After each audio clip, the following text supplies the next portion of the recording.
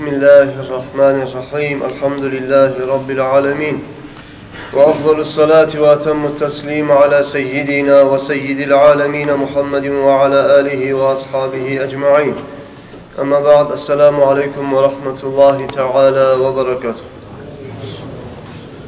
Уважаемый джамаат, мы в прошлый раз на святах говорили о достоинствах истигфара, чтобы каждый из нас побольше говорил слова «Астагфируллах» и какие воздаяния от Аллаха получает этот человек.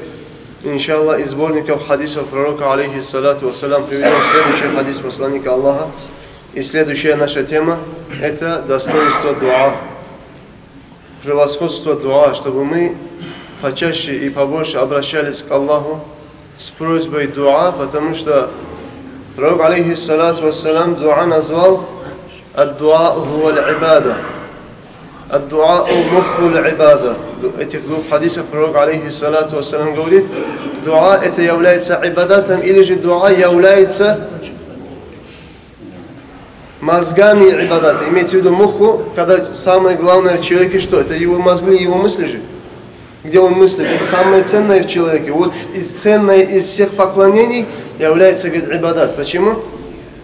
Потому что ты и каждый из нас, когда поднимает руки, обращается к Аллаху с просьбой чего-либо, это показывает о том, что мы являемся слабыми рабами Аллаха. И мы нуждаемся в Аллахе Азза ва Джалля. Признание того, что мы являемся слабыми рабами и нуждаемся в милости Аллаха Азза ва Джалля, поэтому дуа стала одним из почтенных видов ибадата. Совершать намаз ибадат, соблюдать пост ибадат, читать Коран ибадат, упоминать Аллаха ибадат, таким же ибадатом является делать дуа. И является одним из почтенных ибадатов. وعن أبي هريرة رضي الله عنه قال قال رسول الله صلى الله عليه وسلم إن الله عز وجل يقول أنا عند ظن عبدي بي وأنا معه إذا دعاني رواه البخاري ومسلم. Посланник Аллаха саллаллаху алейхи вассалям говорит, говорит Всевышний Аллах азза ва джалля, Всевышний Аллах говорит, «Ана инда занни абди би». Я нахожусь вместе с своим рабом сразу же, как он подумает обо мне. Имеется в виду, близость здесь можно рассматривать не физическую, Аллах всегда он ближе к нам даже, чем сонная артерия. Имеется в виду, Аллах бывает близок к своему рабу с милостью, с рахматом, состраданием, сразу же, как раб вспомнит Аллаха Азза ва Джалля. «Ва ана ма'аху иза да'ани». И я бываю вместе с моим рабом, когда мой раб, говорит, просит у меня. وعن النعمان ابن بشير رضي الله عنهما عن النبي صلى الله عليه وسلم قال الدعاء هو العبادة ثم قرأ أعوذ بالله من الشيطان الرجيم وقال ربكم ادعوني أستجب لكم إن الذين يستكبرون عن عبادتي سيدخلون جهنم داخرين رواه أبو داود والترمذي. Посланник Аллаха саллаллаху алейхи вассалям сказал, делать дуа это является одним из родов ибадата. Некоторые есть категории людей, которые этот хадис трактуют неправильно и ошибаются в этом своем толковании. Говорят, делать дуа это ибадат, делать зикр это ибадат, ибадат. Читать Коран это ибадат, ибадат. Поднимать руки, делать дуа это тоже является одним из родов ибадата. Но однако некоторые говорят, если, говорит, ты сделал дуа, это ибадат, а если, говорит, ты в дуа попросил у Аллаха достоинством устазов, шейхов, ты ему, говорит, сделал ибадат, потому что, говорит, пророк сказал, делать дуа ибадат. И что делает? Из-за неправильного толкования этого хадиса получается, что мусульманин, который будет просить у Аллаха, у кого? У Аллаха Азза ва Джалля. Достоинством его валиев, пророков, праведных рабов. Просит у кого? У Аллаха, я еще раз отмечаю, у Аллаха просит. Значит, просить у Аллаха это ибадат, это ибадат. Но однако трактует его, если ты во время дуа будешь обращаться к Аллаху посредничеством, достоинством пророка, скажешь, я Аллах, ради твоего любимца пророка Мухаммада прости мой грех. О, ты, говорит, сказал пророка, имя пророка Мухаммада, ты, говорит, ему поклонился. Почему? Потому что, говорит, пророк сказал, делать дуа это ибадат, ты, говорит, ему сделал ибадат, ты стал мушриком, твоя кровь это халал, тебя убивать халал, ты мушрик, ты кафир, все, списали тебя. Из-за чего, дорогие мои братья, из-за неправильного понимания этого хадиса. Это имеется в виду поднимать руки, просить Аллаха. А Аллаха можно просить разными вещами, да? Просить Аллаха именами Аллаха. У Аллаха есть прекрасные имена. Просить Аллаха именами Аллаха. Можно также просить у Аллаха достоинством пророков, достоинством валиев, приближенных, значит, праведных рабов Аллаха. Это дозволено, то, что это дозволено, есть огромное количество хадисов пророка, алейхиссалату вассалам. Один хадис из этих хадисов, достоверный хадис, который приводит около 10 имамов мухаддисов, и все они говорят хадисун сахихул иснад, приводит его Тирмизи, приводит его Табарани и многие, имам Хаким и другие. Пришел пророк, алейхиссалату вассалам, один день слепой человек. И сказал: «Я Расул Аллах, قد شق علي ذهاب بصري». Очень стало трудным для меня, я Расул Аллах, то, что я ослеп, потерял свое зрение.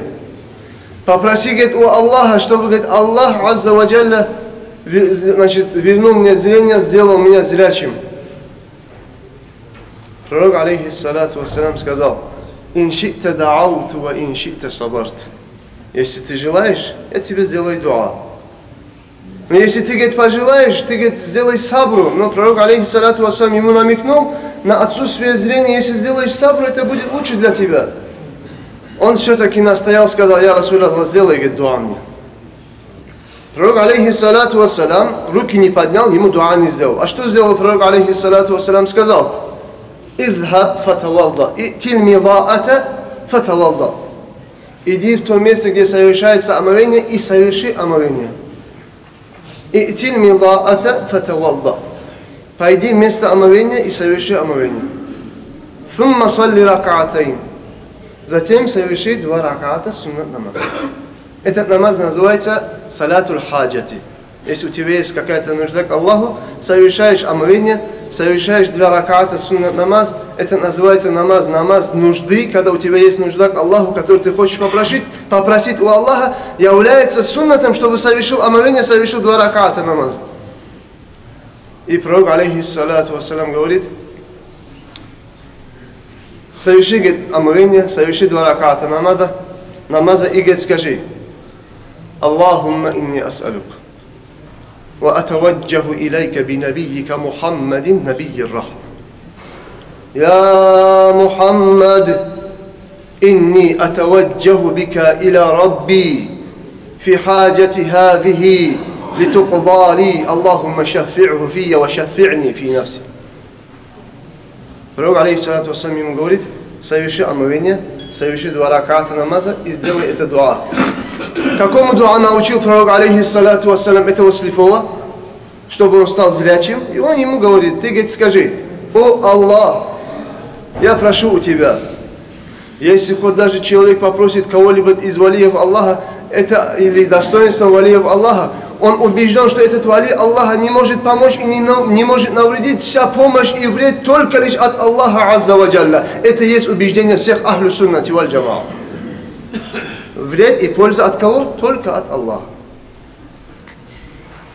Пророк, алейхиссалату вассалам, говорит: ты скажи: «Я Аллах, я прошу у тебя и обращаюсь к тебе, о Аллах, достоинством пророка милости. Инни ас'алука ва атаваджаху илайка би набийика Мухаммадин». Обращаюсь к тебе достоинством твоего пророка Мухаммада, набийир рахма, пророка милости. «Я Мухаммад». Смотрите, он делает дуа. Пошел, совершил омовение, он не рядом пророка. Некоторые хотят сказать, он был сидел рядом пророком, алейхиссалату вассалам, и делал дуа. Вы поймете в конце хадиса, что это не было так.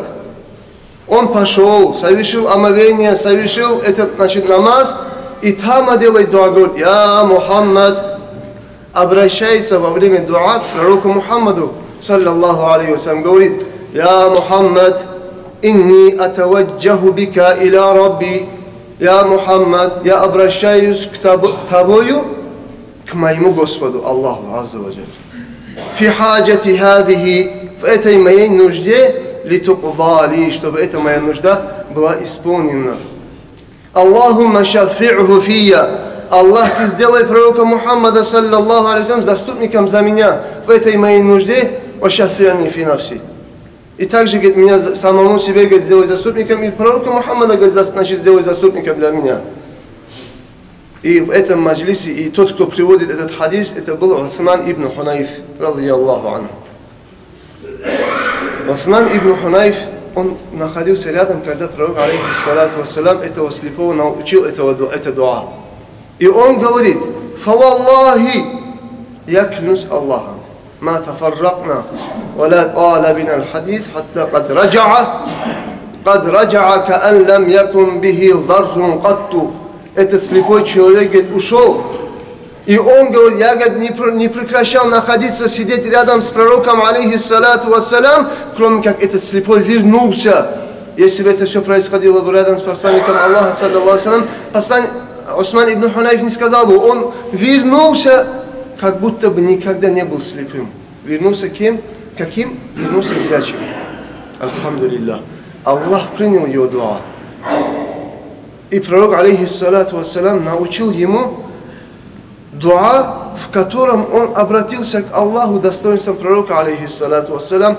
И по этой причине, значит, Аллаху Та'ала, это одна из причин. Мы не говорим, что просить Аллаха достоинством пророка валиев обязательно. Мы говорим, это можно. Хочешь Аллаха, прямо проси. Хочешь через валиев, проси. Но не запрещай просить через валиев. Потому что этому научил сам Расулуллах, саллаллаху алейхи вассалям. Поэтому, дорогие мои братья, дуа – это одно из священных деяний. В другом хадисе пророка, алейхиссалату вассалям, сказано, приводится от Аби Хурайрата, радийаллаху анху, أن رسول الله صلى الله عليه وسلم قال: من سره أن يستجيب الله له عند الشدائد فليكثر من الدعاء في الرخاء. رواه الترمذي والحاكم. Посланник Аллаха, саллаллаху алейхи вассалям, говорит: тот человек, который пожелает, чтобы Аллах ему отвечал на его дуа в его трудных положениях жизни, в трудных ситуациях. Если ты хочешь, чтобы тебе Аллах ответил на самую трудную ситуацию, когда ты попал, чтобы Аллах ответил на твой дуа, ты, говорит, не забывай, говорит, Аллаха просить в твоем, значит, благосостоянии, в твоем хорошем состоянии. Не забывай, говорит, его просить, если ты хочешь, чтобы Аллах тебе отвечал в трудном состоянии. Значит, имеется в виду, мы всегда должны обращаться к Аллаху и в легкости, и в трудности. А если, говорит, ты хочешь, чтобы в трудностях Аллах тебе ответил, не забывай Аллаха и не забывай просить Аллаха Азза ва Джалля, когда тебя не постигла какая-то трудность или же беда. На этом сегодня мы остановимся, дорогие братья. Иншаллах, продолжение будет завтра. Вассаламу алейкум ва рахматуллахи та'аля ва баракатух.